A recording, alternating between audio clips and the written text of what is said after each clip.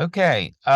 Good afternoon to everyone, and thank you for joining us this afternoon.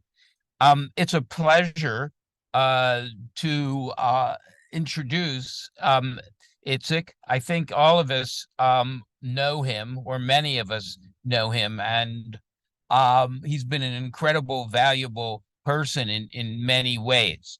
Itsik is a professor of computer science and systems biology, um, who has done a lot of work in his career on the microbiome and the dynamics of the microbiome. But what some of you may not be aware is we have converted him to working with us on maternal child health. And he's been very involved with looking at predictive models for maternal child health. So Itzik, thank you for joining us, and we're yours.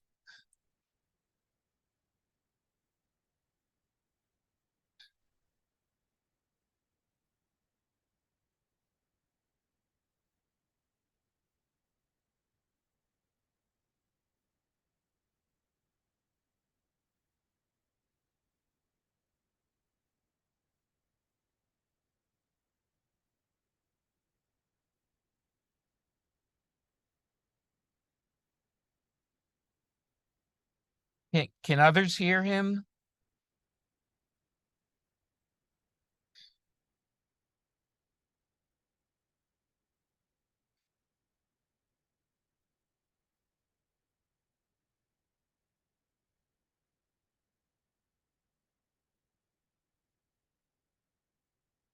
The microphone now working? Is Yeah, it you're fine now. We can hear you now. fine? Yeah, I changed mics. Okay. Um, Still? Okay. So, as I think people here know, that most of your genes are not yours, half of your cells are not yours. They belong to the bacteria that we farm in every nook and cranny on or inside our body, from most commonly in our gut. And the most accessible way to conduct studies of the microbiome is to collect samples across the population and collect stool samples and sequence a generic gene that's present in pretty much all bacteria, most commonly 16S ribosomal RNA.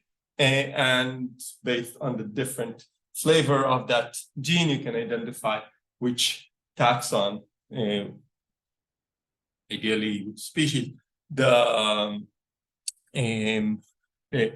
sequence is coming from. So you're able to just count how many reads you have from each of the taxa across each of the samples. So the rudimentary data that you're getting is a matrix of samples times taxa, and that's kind of a framework that people in data science and machine learning are very familiar with, trying to then interpret that data and tie to different attributes.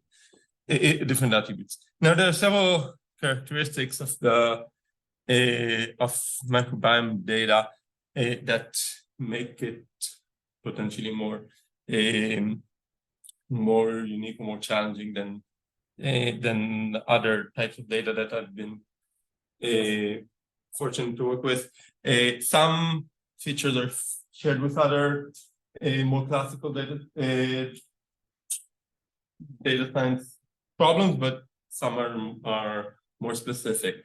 One issue, so like many biological, biomedical data sets, data is often very noisy. What you measure is not what's actually there. What's there is only a probabilistic reflection of what might be there in a different measurement. So that's one important aspect.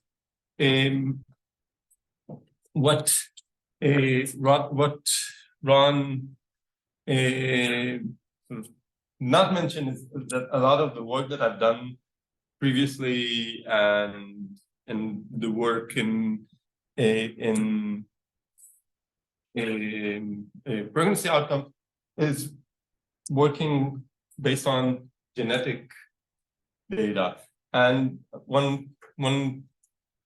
the blessing and the curse of genetic data is that you're stuck with it, right? It's the same thing, even if you find something that's causing a risk causing a risk for you, it's not likely to change. Whereas microbiome data is dynamic, so there is a lot of work trying to model the temporal aspects of the way microbial communities change in their compositions. And compositions are an important concept here, because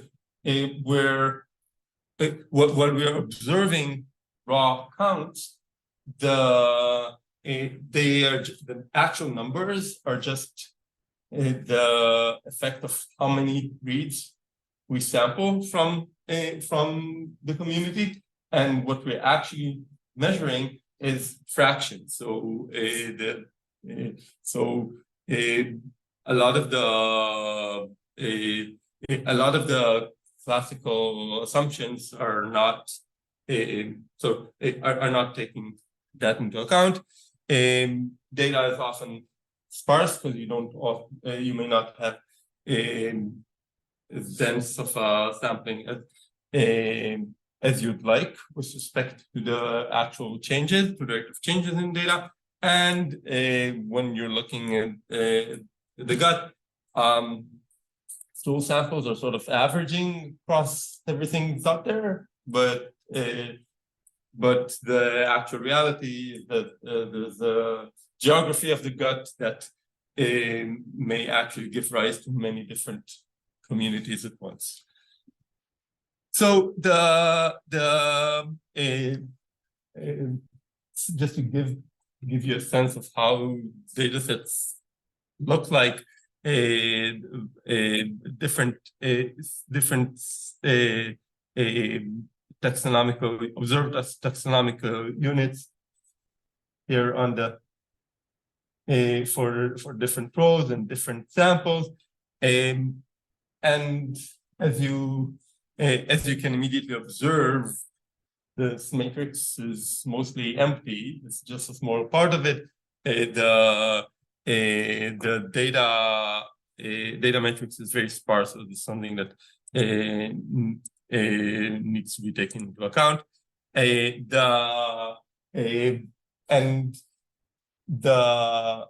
These small counts are just representatives of small fractions. A way to maybe think about that more clearly is to look at the composition. This is from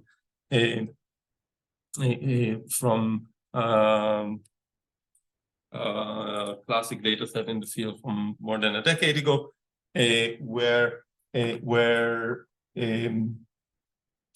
patients had been followed before and after the day of stem cell transplant therapy, and you want to follow. So they're immunocompromised, or they're getting antibiotics. So you want to follow up on their bacterial compositions in order to monitor the situation that actually happens here, which is that one particular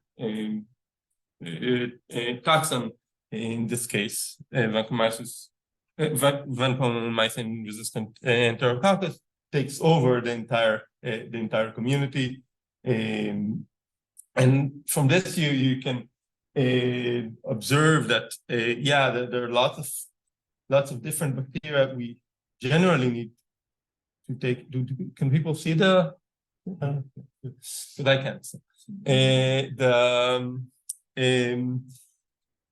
There are many different bacteria we need to take into account in general, but at any given time, at any particular sample, not many of them may be present.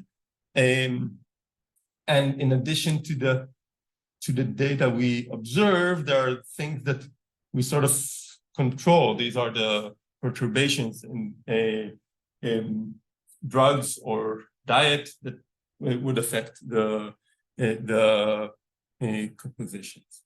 So we often think of dynamics of such a system in the same way ecologists do with classical equations of predators and prey.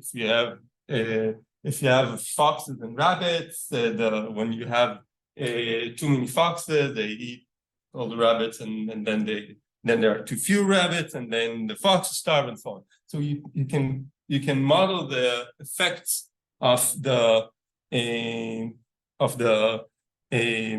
quantity of prey and quantity of predators on one another, and each one affecting the change in the other. So we have a system of differential equations, in this case, two differential equations in two variables.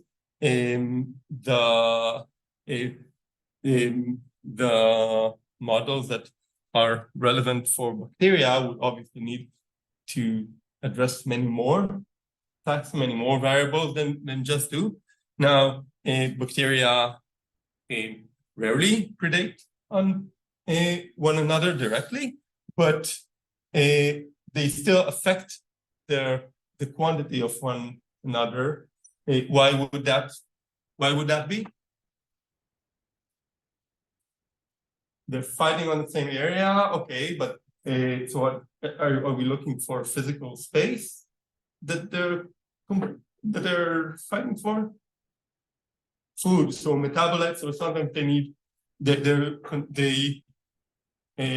need the same resource from the environment that would cause an increase of one to decrease the growth rate of another.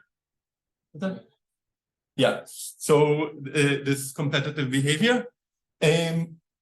So like the effect of predators on prey, they would reduce the number of the other taxa. Now,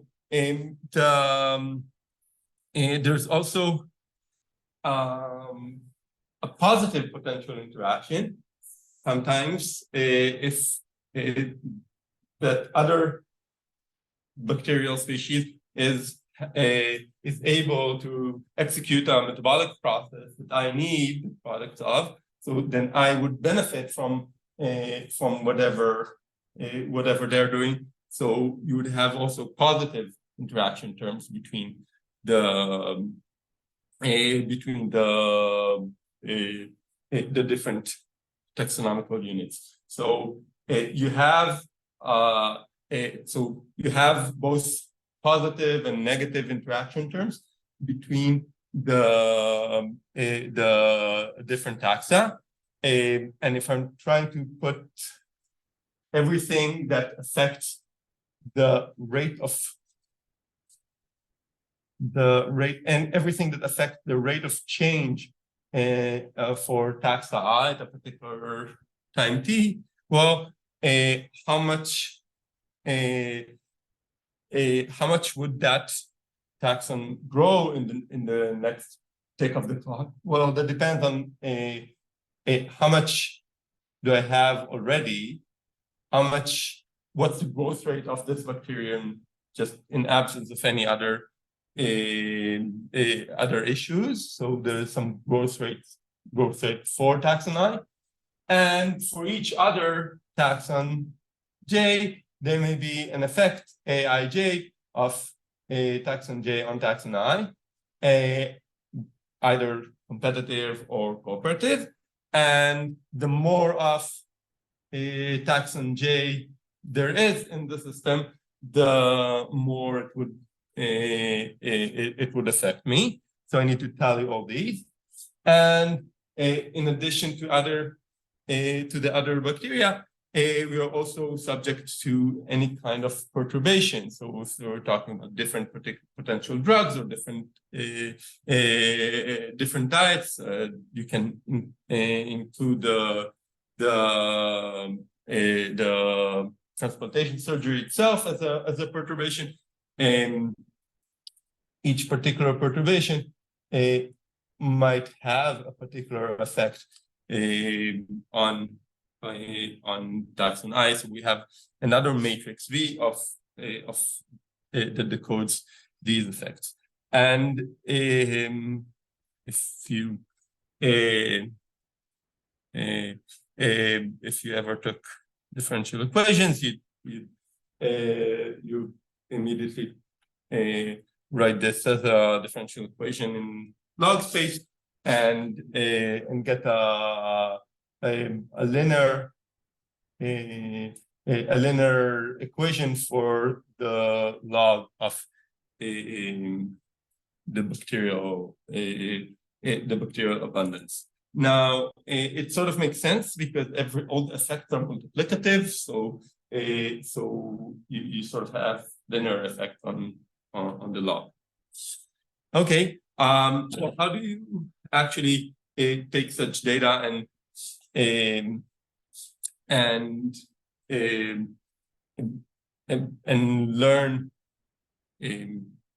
learn what's going on from data based on such a model? So we assume we have multiple data points where we might have these bacterial compositions, and we might also have the potential effects on a phenotype that we might be interested in. In the example, we sort of looked at systemic domination of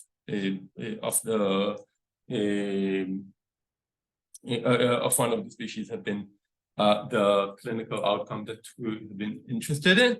And on the other hand, we have these UI, the different perturbations that you might apply at different time points, and the perturbations are affecting the compositions, and the to observe and the compositions are affecting the outcome.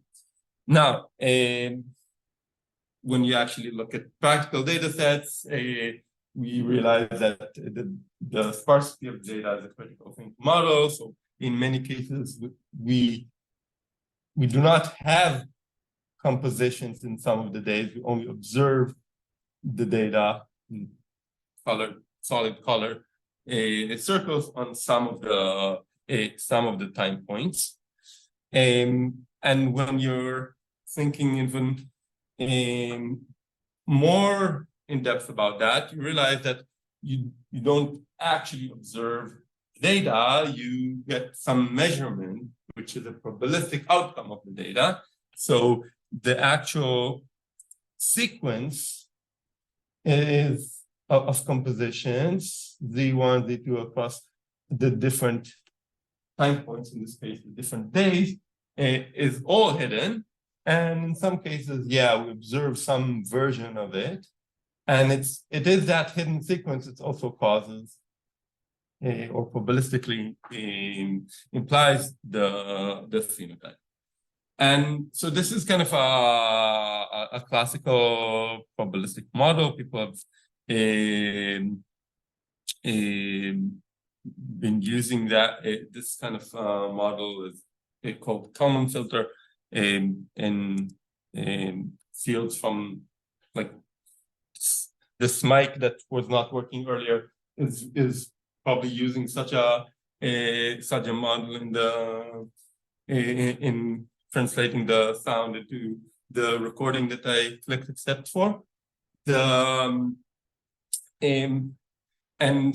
the underlying probabilistic details is that everything is so there's a Gaussian process along the sequence of latent variable z.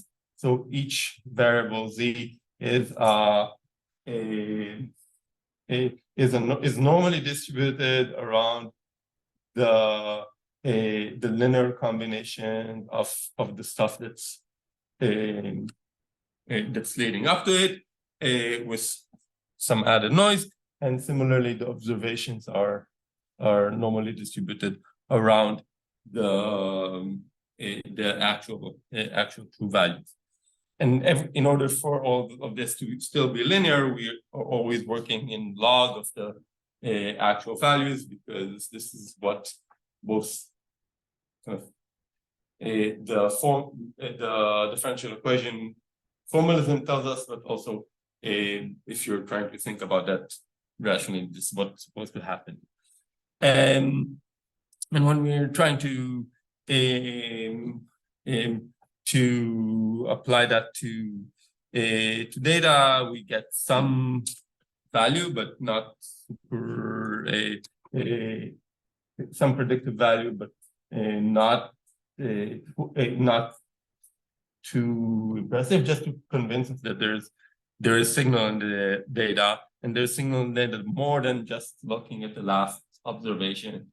We actually are inferring something here, and you can be more try to be more specific in predicting bacteremia and get some better results specifically for vancomycin resistant enterococcus. You can further further interpret this and figure out the different effects of different drugs that are either positive on this clinical event here, the enterococcus itself, versus negative. So drugs that are not so that are targeting different bacteria. So that's kind of the basic framework, and there are lots of issues that we can actually further address. One issue that we specifically targeted is trying to reduce the noise in the data. So the assumption is that even if the brown truth compositions, here are the different compositions at different time points, and you can appreciate that they can change gradually along a nice mathematical trajectory that the interactions dictate, but then there's lots of noise that takes place. So what we actually observe are very noisy sequences of compositions, and what we would like to do is to take each of the trajectories of each of these species and try to find the actual curve that goes along them. First tried kind of very standard smoothing techniques that are not specialized, and realized that they're not doing that well. So we needed to be more formal about that and actually use the probabilistic model in order to infer what's going on based on the noisy sequences. So the model is that you have a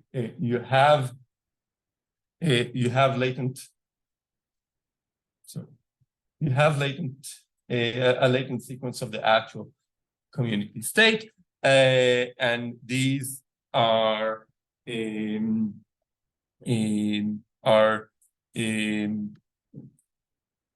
not directly observed, but actually the process here is in log composition, so we need to exponentiate that to actually see the actual compositions. And we realized that we needed on top of that that kind of continuous noise model. There's an important issue of whether whether a species participates in a particular sample at all, because as you saw when we took a snapshot of some real data, most of the data points are very sparse. So by far the most common entry in the matrix is 0.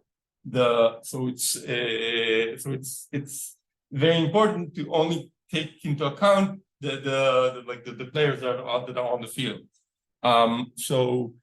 And this is not super trivial, because if you see 0 reads from a particular bacterium, there are 2 options. Either it's really not there, or it may be there, but when we sampled reads, we just missed it. So we need to make the distinction between these biological zeros, really not there, and technical zeros. So there is some fraction, it still participates in the mixture, but we just haven't observed that. So in addition to the process that's ongoing here, we need to have a binary vector, yes, no vectors, for participation of the different bacteria in each sample, and that vector may change. So sometimes there is infection and something gets introduced. It's rare, but it happens, and we need to accommodate for that. Sometimes a species would get eliminated, so we need to accommodate for that. But that's something that describes each sample at each time point, and only by combining both of them we can get an expression, and so frequencies from which we can sample and get actual sequencing count. So this is what we assume the system to actually consist of, and that's a full probabilistic model. So that allows us to try to ask, okay, what are the parameters of the system that would best fit a data set that we actually have. And like the top part is something that other models have done in the past. The bottom is really a contribution that we haven't seen in other models. So how well does that do? So our model Illuminate is in pink, and higher is better. This is kind of these are benchmarks for a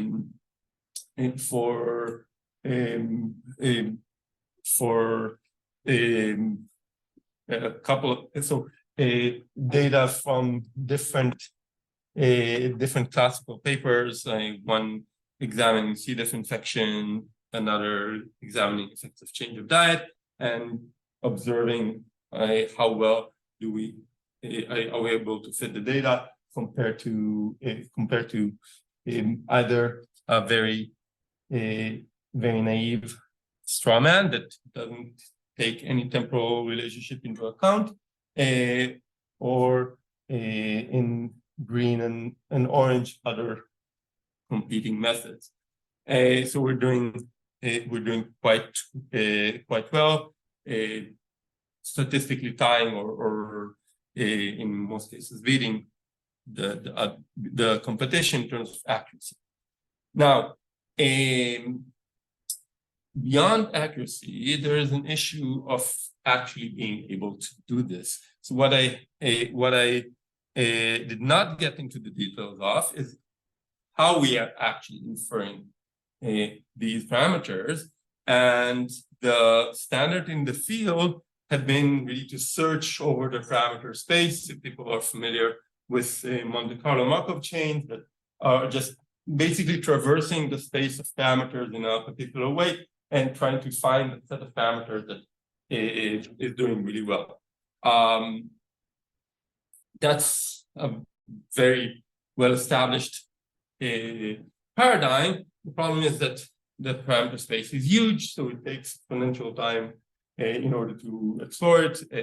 Which means when you have lots of parameters, that is, when you have lots of samples, lots of taxa, the things can be pretty expensive in terms of computation time. In contrast, what we are doing is relying on a machine learning technique called variational inference, which is a tool I encourage everybody to get into their toolbox. So we define additional variables that help us actually perform this inference. And that means that we are able to work through many taxa and many time points still with a very, very reasonable runtime, whereas other methods are really restricted to working on a small number of taxa and or a small number of time points. And it's really important to get to large number of taxa because it's not so. Sometimes the species that are just in 1% of the sample are the ones that have a strong effect, say on there's a result in epilepsy that's been a hallmark result in the field. So we really want to get into these large numbers of samples, not large number of taxa, and therefore need to be efficient computation. Questions to this point? I'm not a mathematician, but when you're to decide whether it is a true biological fact that the bacteria is not there, or it's just a false negative that is missed, are you using the previous or later time point and infer that there is a higher chance that it was there that missed but it's present or after? Yeah, so I don't know if people on the Zoom were able to hear. I'll repeat the question. So the question is with respect to distinguishing between the real absence of a taxon or a biological zero versus an unreal absence of a taxon. It's really there, just missed in terms of sampling, or the technical zero. Do we use information from the previous time point? And the answer is definitely yes, but not deterministically. So at each time point, we have a vector of yes/nos, whether each species participates or not. Now, those vectors between successive time points are dependent on one another. They're expected to be very similar to one another, but not necessarily identical. So they can sort of mutate. So a species can be introduced because of infection. A species can be eliminated, but most of the time, most of the species who were there continue to be there. Most of the species who weren't there continue to be absent. Does that answer your Yeah. question? Awesome. Any? I see all the no sound are from 404, so I think people can know here. Any other questions online? Right. Okay. So, so we dealt with some of the aspects of the temporal aspect and the sparsity of data. One issue has to do with the fact that we're not measuring absolute abundance of bacteria, but just relative abundance. So if you take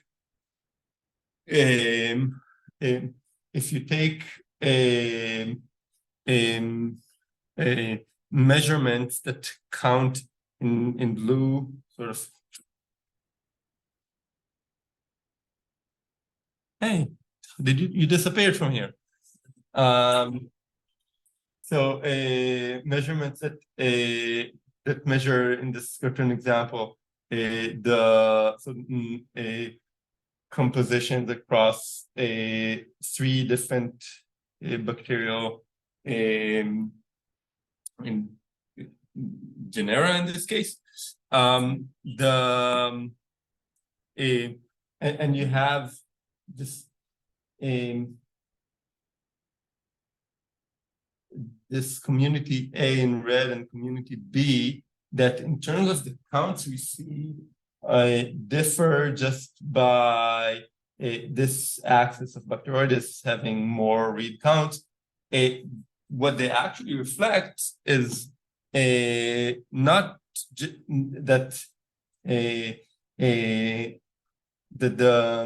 two other taxes stayed the same, but rather they reflect very different relative compositions. So you can think of the actual degrees of freedom just be 2. Everything needs to sum up to 100%, and you're only measuring fractions between the 3 different taxa, and when you change one number, the compositions of everything changes.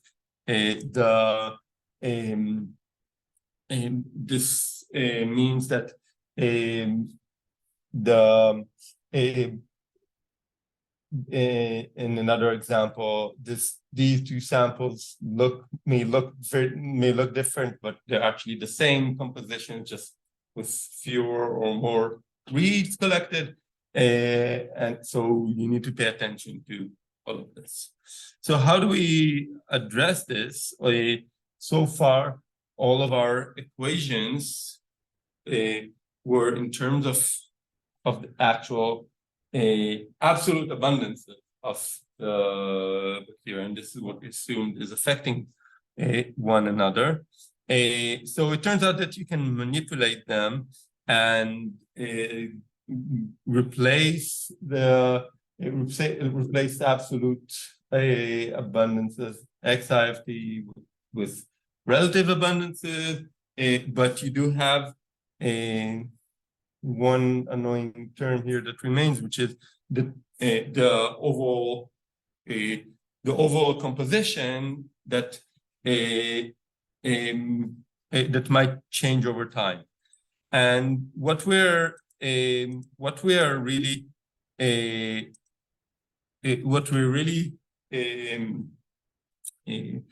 trying to do here is trying to see how bad is it to approximate it as not changing too much. So and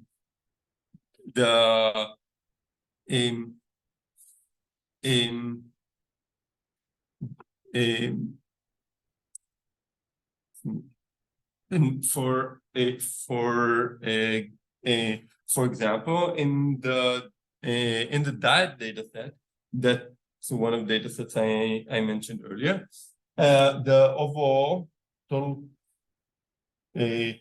composition, total count of the bacteria Well, there's some variation, and we know that because in this data set, they didn't just sequence 16S RNAs, so getting relative abundance. They also were very kind to run a qPCR, so to have information about the absolute bacterial content. So we actually have a ground truth. And what we're seeing here is that even though there is some non-negligible variation in the overall bacterial content, when you're trying to sort of assume the equations as if it was constant, you're able to infer a good model. So the coefficients that we infer in compositional lot level are really good reflection of what we the composition lot level compositional pair equations based on just the 16S data are a pretty accurate reflection of what we can have with the accurate model using the qPCR data. So and that's true for the interaction terms between the different bacteria, for the other matrix of the effect of the perturbation here, the diet perturbation on the different bacteria, as well as the growth rates of the different bacteria. In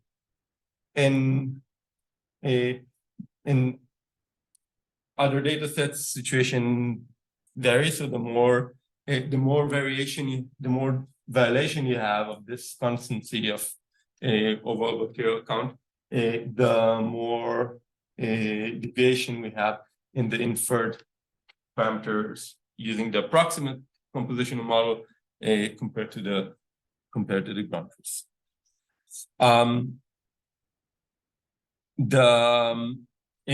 One can get maybe a sense of how this looks like when anecdotally looking at a single sample. Here, the period of a change in diet is actually pretty visible. So you have very different compositions during this period of the experiment, and when you're trying to compare the ground truth to what we're predicting,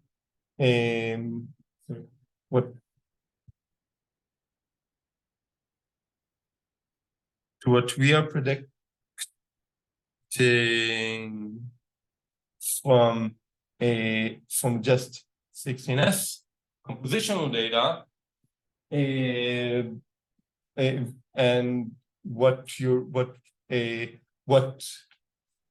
could get using also the qPCR data, the differences here are very small, and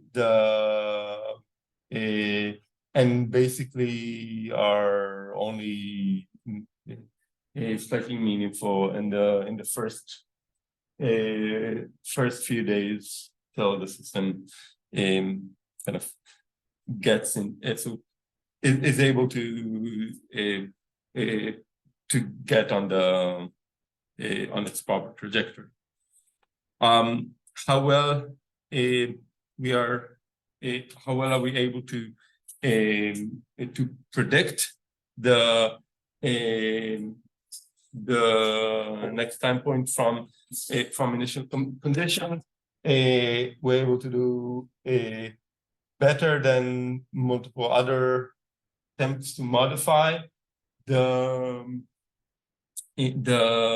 generalized equations that appeared in the literature, and and that's and that's happening across across different data sets. So that's kind of addresses, Bahan, I see a question on the chat, asking about the forward predictive power of the previous method. So this is addressing the predictive power of the compositional adaptation, the predictive power of Luminate is really described here in this result slide, where we are examining this under a different, examining data from two different data sets, the C. diff infection data set and the diet change data set, each with us artificially adding additional noise at different levels, at signal to noise ratio that's ranging from 0.5 to a factor of 4 actually, for each data point. So Bahan, I hope this addresses your question on the chat. Any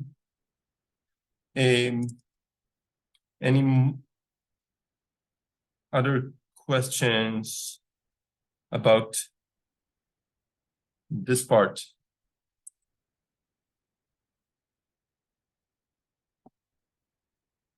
All right. I have a few more minutes for so there I can probably tell you one story, but not two. So this is what I'm going to do. A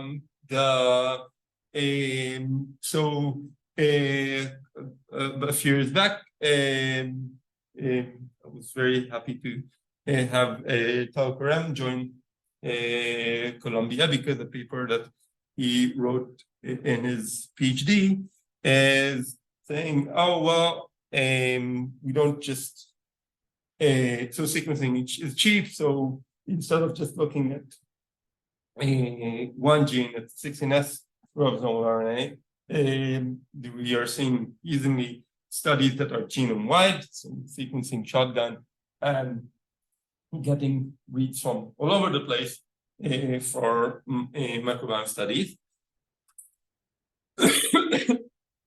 And sure, you can treat them as just read counts that tell you about the abundance of different bacteria. The more reads you see, the more of that bacteria is out there. But you can actually see where these reads map along the genome. And it's been hypothesized since the 1960s and confirmed later on that when you have bacteria that are growing, you just get more reads near the origin of replication compared to near the replication termini, because there is more DNA there. It's replicated earlier.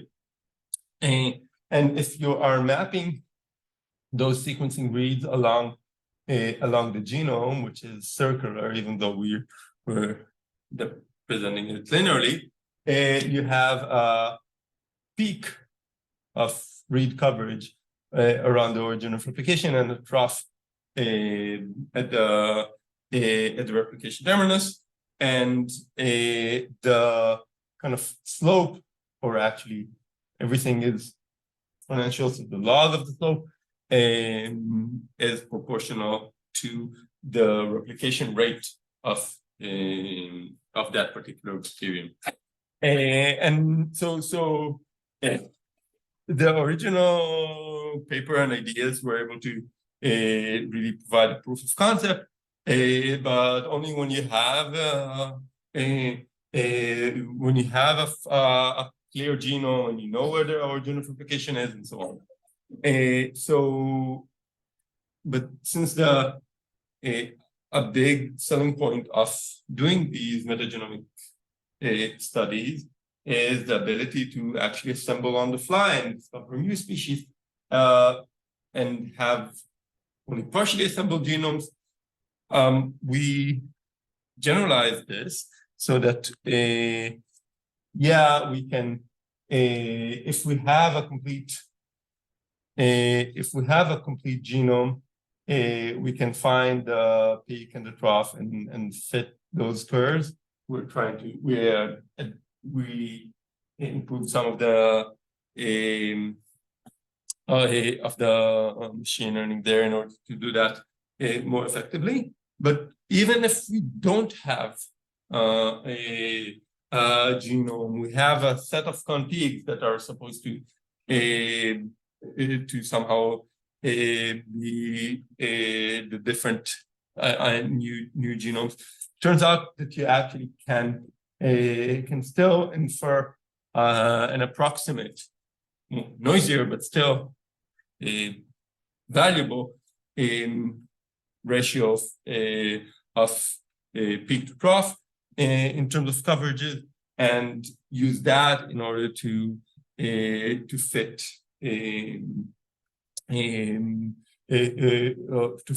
a growth rate. We're showing that in cases where a genome exists, and so we can compare to other methods, we're doing better in terms of accuracy, even under conditions where we don't have too many reads. This is for E. coli and Gasseri. And obviously, when a reference genome does not exist, other methods are just dead in the water. So we win by default. And that allows us to actually apply that to data sets. This is a Crohn's disease. So it's an inflammatory bowel disease data set. So controls Crohn's disease and ulcerative colitis patients across different time points, and that allowed us to actually look at these growth rate estimates and ask, do they provide new information? They do or not. The information is distinct from the information from just overall abundance. The information is highly affected by the individual, but trying to parse that by disease status, by sex, age, doesn't give you much. So it does seem to be very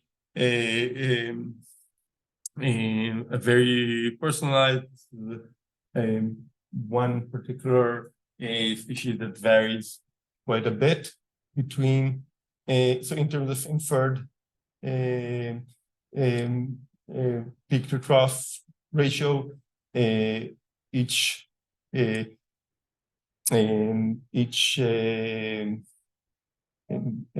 vertical collection is a set of samples from a single individuals.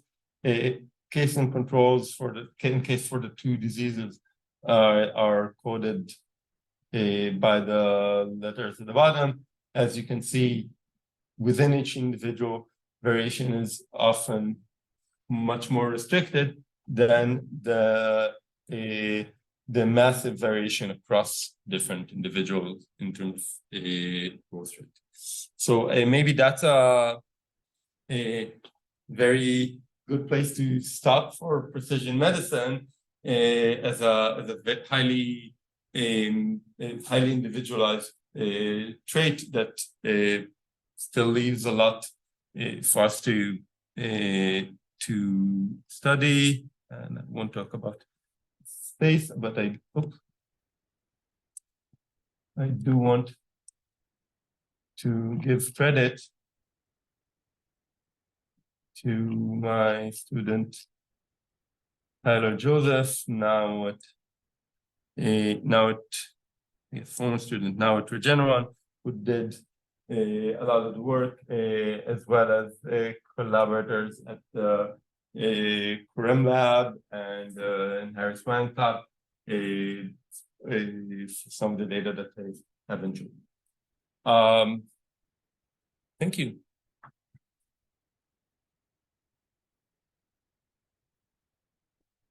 Thank you.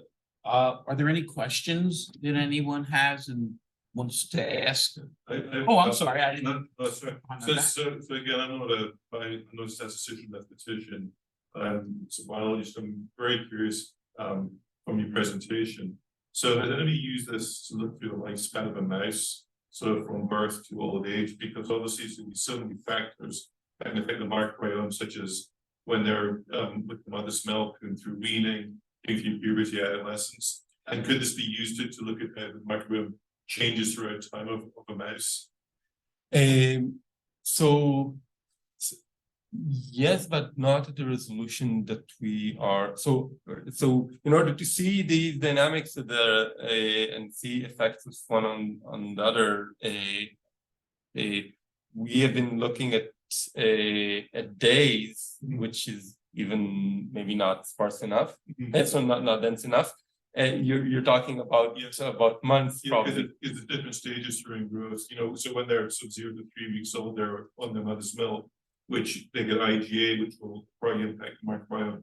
Then they're taken away, then they're eating some foods, then mice go through puberty, come into adolescence, sex hormones can influence the immune system. I'm just curious whether we haven't done that because we're like, in order for them to like method demonstration, we focused on methods where we have gone through the results of PCR, but but that would be. Yeah. And the other question I had was really curious about the last slide we had, Crohn's disease, ulcerative colitis. Yep. So again, I may have missed something, but when those patients were looked at, were they taken when the disease were more in a steady state or stable, then they went into disease exacerbation or remission? As far as I recall, they were all in steady state. Okay. But it was over a period of several weeks. So yeah, sure. I was just curious whether it changes with disease exacerbation. Because the microbiome is being linked to autoimmune disease with exacerbation. We haven't checked. Sorry. Yes, we haven't checked. I think the original paper did, but I don't. Thank you. So first, thank you.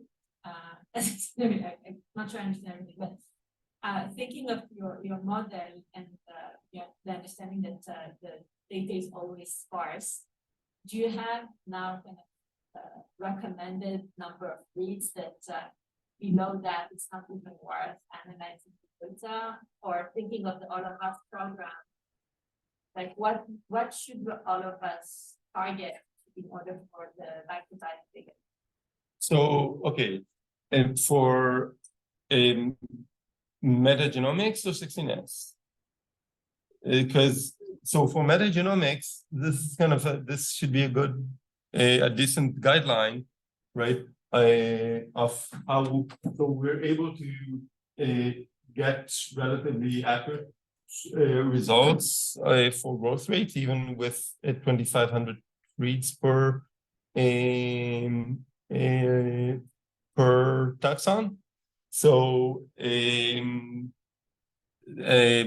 obviously depends how low on the abundance scale you want to get. If you want to get to such level for 1% taxon, that gives you you can extract how many reads you want altogether. But that's I think that enables a lot of these analysis for metagenomics. And then so the metagenomic, this capacity to identify the origin of replication, and potentially the other side where it's the lowest, can it help kind of cleaning the data, the amount that you would expect it for each taxa, if you identify another gene that is specific for this taxa, to calibrate one to another? So we're focusing on trying to infer growth rates. And Yeah, no, I'm thinking like one step before, kind of. Okay. At the level of kind of cleaning the data, right? Because, I mean, we don't know if we just by chance got more reads, or we got more reads because there are really more of these taxa. But if you have in qPCR, the way that we're doing to adjust the qPCR is to always have a control gene, and we know that the Yes. expression is always the same. So I'm just wondering if you know that there is this relationship between origin and strategy, hopefully the other side of the circle of the See. genome, can you kind of say, well, this one is an outlier, it's way too many of its orientation, and not the other one. so okay, but so you're saying, oh, I know how frequent, how fast this bacterium is growing, and I'm going to use that in order to. Right. But Right. but the You're saying question, that we don't know yet the- yeah, that's kind of the missing I see. variable. But is the growth rate really at the DNA? I mean, is it? Yeah, the DNA, the No. cell replicates. In, No, I understand that. but is it- Yeah, Okay. I guess I have to think about that with the microbiologist. okay. Questions? Let me check the chat box. Okay, Well, thank you very much. thank you.